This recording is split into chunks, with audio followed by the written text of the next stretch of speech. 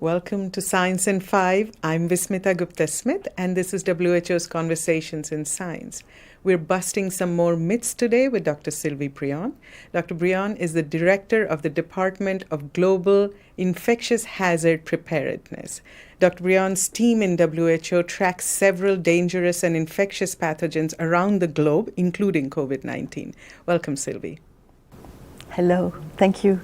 Sylvie, we're talking about some of these myths that we have sourced from Google's most searched questions. Some of them we have seen resurfacing on various social media again and again. This one actually comes up very often. Let's start with the one where in social media posts, we see that Italian studies have found that COVID-19 is actually not caused by a virus, that it's caused by a bacteria, and that by using antibiotics, it can be cured. What is the science behind that? COVID-19 disease is caused by a virus, and this has been proven by many times. The virus has been isolated by many laboratories in the world, and we even have the genetic sequence data of the virus. So it's not a bacteria. And using antibiotics to treat COVID-19 will not help because it's a virus and not a bacteria. But what we have seen in some hospitalized patients is that they were given antibiotics not to treat COVID-19, but to prevent superinfection by other bacteria. Because some people are really fragile, and we fear that on top of COVID-19, they can get also another bacterial infection.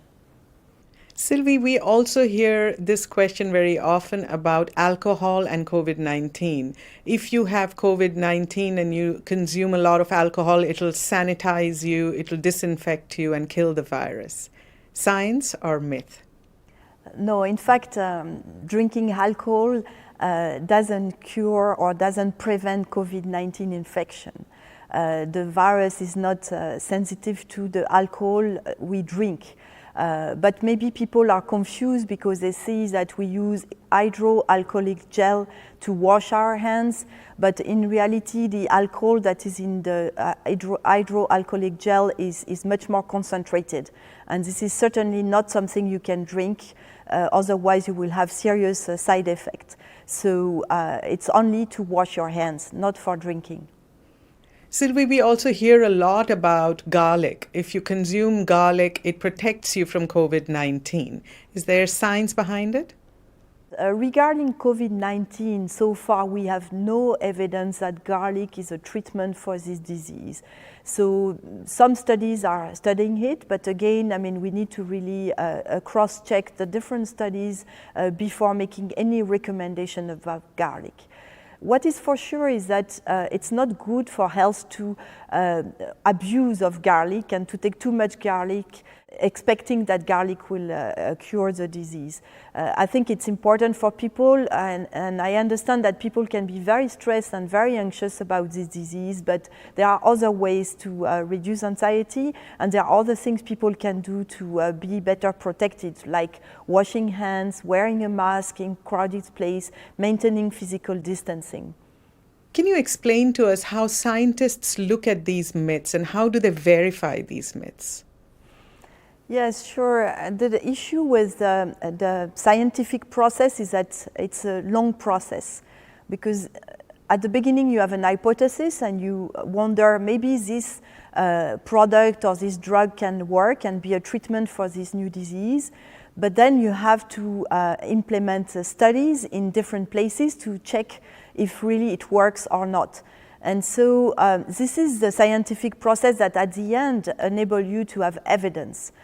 But it takes time. You need to test the hypothesis on many people before you can get definitive results. So until all the studies are done, we cannot say there is evidence. And currently with COVID-19, it was a new disease only a few months ago. So studies are ongoing. But as I said, it takes time. So some studies have finished and they get results. So the results are really interesting. But before having a conclusion or a definitive answer, we need to see what are the results of the other studies and make sure that all the studies conclude to the same thing. Thank you, Sylvie. That was Dr. Sylvie Brion, busting some myths about COVID-19. If you see some misinformation or have some questions, please go to WHO's Mythbuster section on our website, where we often address some of these myths. Until next time then, stay safe, stay healthy, and stick with science.